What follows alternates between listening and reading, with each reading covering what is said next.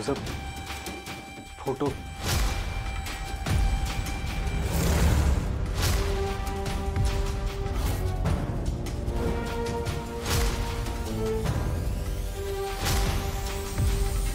अरे हा फोटो तर पूर्ण जळालाय. वय कोणाचा फोटो असला आणि इथं का ठेवला असेल आणि या लोकांनी या फोटो सोबत काय करायचं असेल तुझं? त्यांना कष्ट करायचं सोडून लवकर यश मिळवण्यासाठी अशा गोष्टी का करायला लागतात काय कळत नाही राव. हे पा आपल्याला इथून लवकर निघावं लागेल.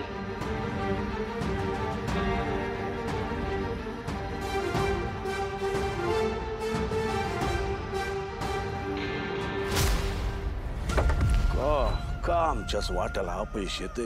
का आम्हाला पाहिजे ते होत नाहीये?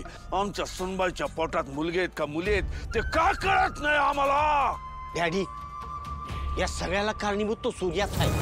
अहो आपल्या प्रत्येक प्लॅन मध्ये इथून मोडता घालतोय. मला वाटतं त्याचा आधी बंदोबस्त करायला पाहिजे. त्याच्या नावाने खडे पडतोयस. या बंधू बाबाचं काय?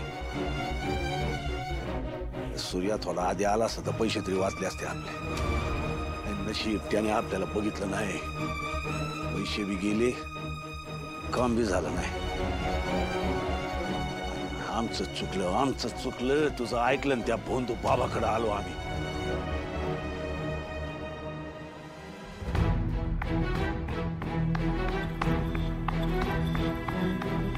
दादा दादा वहिनी तुम्ही केवढा वेळ लावलात यायला पण फोन पण नाही उचललात.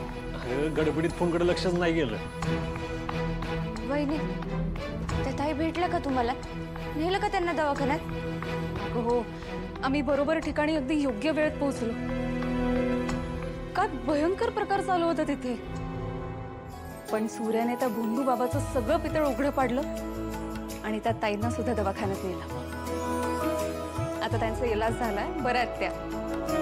आणि तो बाबा बाबा काल दिला पोलिसांच्या ताब्यात. लोकांची पण चांगलीच कानउघडणी केली.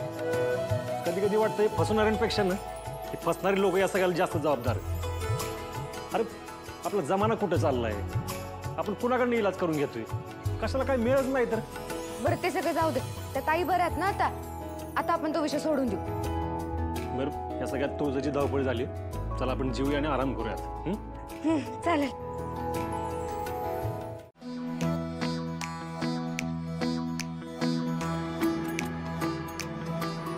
किती दमलाय सर हे? कार्यक्रम म्हणल्यावर चाललं तर तेवढं नको टेन्शन घेऊ.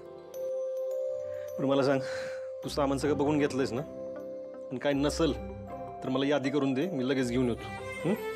सगळं व्यवस्थित आहे. फक्त एक गोष्ट तू आणायचं विसरलास. आता कुठली?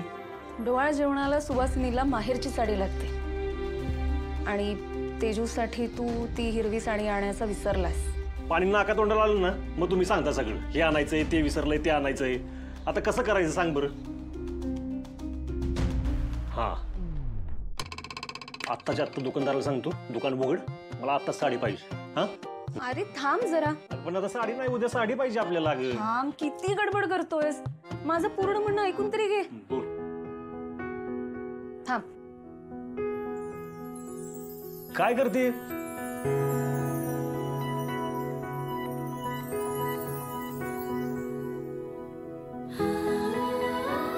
हे काय? हे बघ साडी आणलीये. साडी आणली पण याला म्हणायचं माझी बायको. तुळजा तुळजा खरंच किती करते ग तू घरासाठी. थांब, परत गडबड करतोयस तू. आता काय गडबड आहे? ही साडी मी नाही आईंनी आणली. तेजू त्यांची सगळ्यात मोठी मुलगी आहे ना. मग रक्ताची ओढ आपल्याला कशी टाळता येईल सांग बरं. आणि आई म्हणून त्यांनी हे सगळं करणं यात काहीच गैर नाहीये रे. आपल्या मुलीने तिच्या डोहाळ जेवणाला आपण दिलेलं वाण अंगावर घालावं एवढी साधी अपेक्षा आहे रे त्यांची. सूर्या तू प्लीज जुन्या गोष्टी सोडून दे बरं. अरे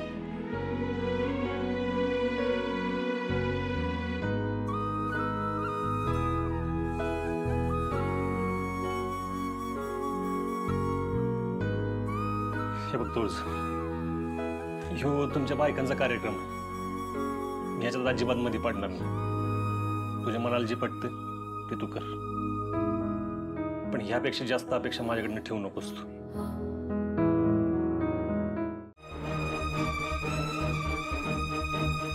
या पुढीत नक्की काय होतं ती कळायलाच पाहिजे. डिझेल आहे ना गाडीत? हो डॅडी.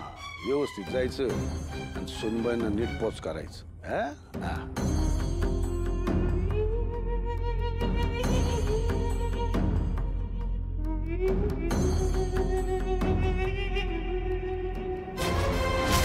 तेजे थांब.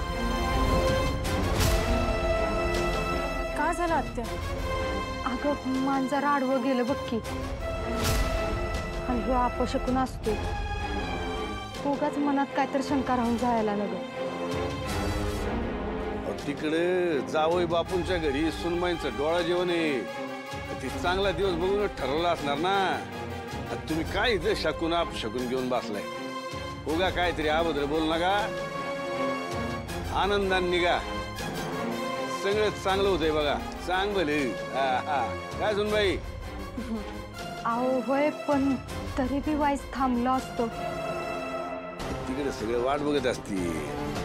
कोणाला असं ताटकट ठेवणं बरं नाही. निघा निघा.